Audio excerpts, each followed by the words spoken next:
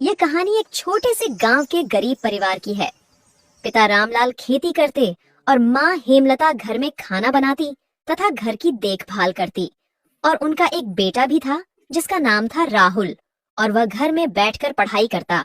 वह हर रोज आईपीएस बनने का सपना देखता। लेकिन राहुल की एक गर्लफ्रेंड भी थी, मीना, जिससे राहुल बहुत प्यार करता था।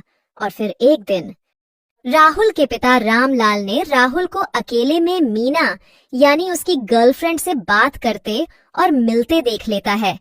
और कुछ समय बाद जब राहुल घर पहुंच जाता है।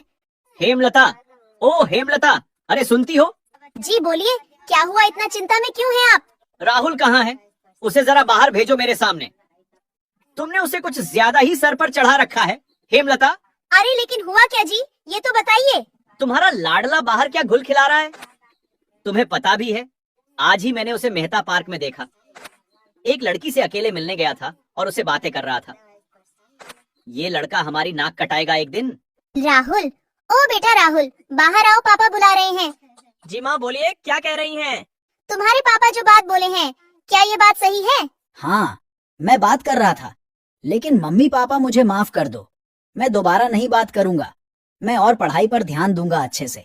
तुम्हें पता भी है कि हम दोनों इतनी गरीबी में पेट काट के कैसे तुम्हें पढ़ा रहे हैं, और तुम ये सब काम कर रहे हो, और ये प्यार मोहब्बत कुछ नहीं होता। बेटा, जिस दिन तुमसे कोई बेहतर मिला वो लड़की भी तुम्हें भूल जाएगी। इसलिए कि राहु, बेटा सफल और लायक बन जाओ पढ़ लिख के, और तुम्हें यही सब करना हो तो बता देना। तुम्हारी पढ़ाई छुड़ा के तुम्हें काम पर लगा दूंगा। सोच लो, फैसला तुम्हारे हाथ में है। ठीक है पिताजी, मैं अच्छे से पढ़ाई करूंगा और उस लड़की से बात नहीं करूंगा। ठीक है, तो मैं आखिरी मौका दे रहा हूँ। ये सब फालतू की चीजें छोड़कर अच्छे से पढ़ाई कर लो। राहुल मीना से बहुत प्यार करता था। इस वजह से वह मीना से उसके पापा के मना करने के बावजूद भी वह मीना से बातें करता और मिलने के लिए जाता। और फिर एक दिन राहुल घर में बैठकर पढ़ ही रहा था कि उसके पास मीना का कॉल आता है। मीना इमरजेंसी में राहुल को मिलने के लिए बुलाती है। मीना से मिलने राहुल भागा भागा चला जाता है और मीना से कहता है, बेबी, तुमने मुझे इतना इमरजेंसी में क्यों बुलाया? बताओ क्या बात है?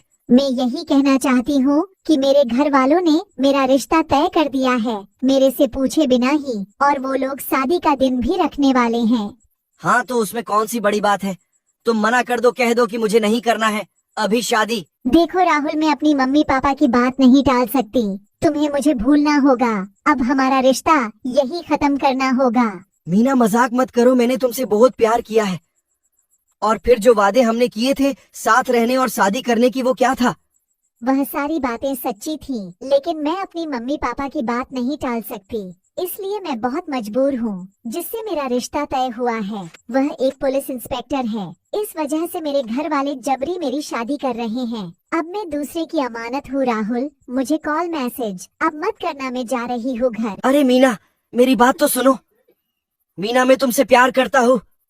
मीना, रुक जाओ प्लीज। राहुल मीना को दुखी मन से पुकारता रह जाता है, लेकिन मीना एक बार भी पलटकर राहुल को नहीं देखती है और ना ही सुनती है। अब राहुल निराश